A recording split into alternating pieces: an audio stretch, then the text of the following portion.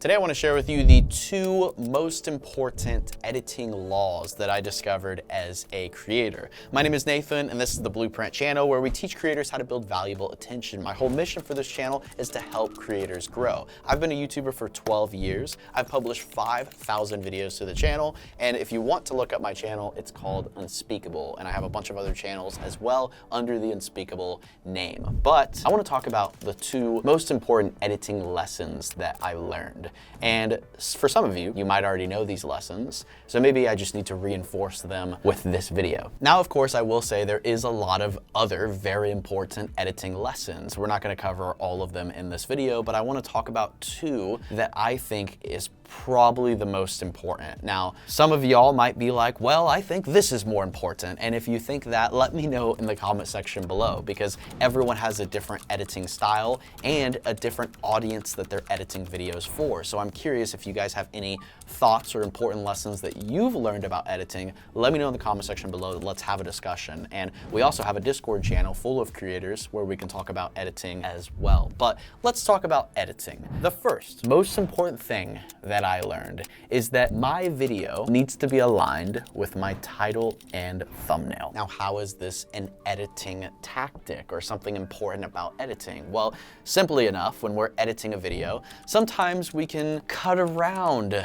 the purpose, the title, the thumbnail, the video idea, because we want to mold that perfect intro, but we need to remember that the title, the thumbnail, the video idea, these three things are all connected, but they also need to connect with the intro and the purpose of the video. The reason for that is because when a viewer clicks on a video, they want to get what they clicked for. And if they get what they clicked for, they have a higher likelihood of watching for longer. If they don't get what they clicked for, then they might be a little confused. You might be able to hook them with your intro, but they still might be confused and have a much higher likelihood of clicking off of the video. You have all these gurus talking about retention. They say retention tactics, retention hacks, and all these different things. And sure, a lot of these things are very important. The way you edit your video, the way you build curiosity, the way you build tension in your video, the way you can just really drag out that retention to help people watch till the end of the video. Those things are very important and they are important tactics. But I'm a big believer that retention begins before the viewer even watches your intro, before they even click on your video, because I'm just a big believer that when you're scrolling on YouTube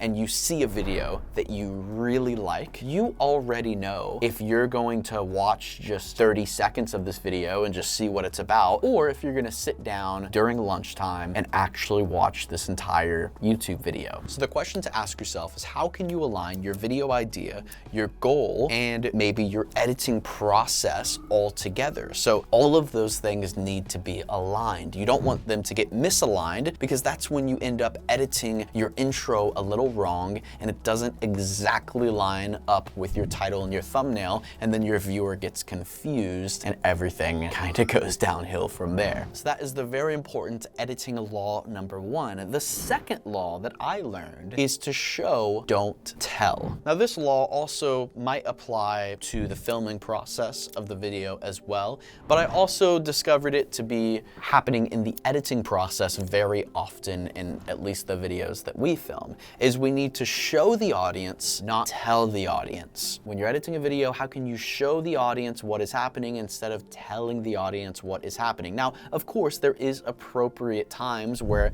telling the audience and building the tension, building the curiosity might be a very important thing, but how can you also show them at the same time? Because you got to remember, we're making videos, right? We're making YouTube videos. We need to be showing people things, not just sitting here talking to the camera like I'm doing right now. But my overall point here is that I discovered that showing people things is more powerful than telling people things. Now, you don't always have the option to show people things. Sometimes you can't show people things because maybe you don't have the item.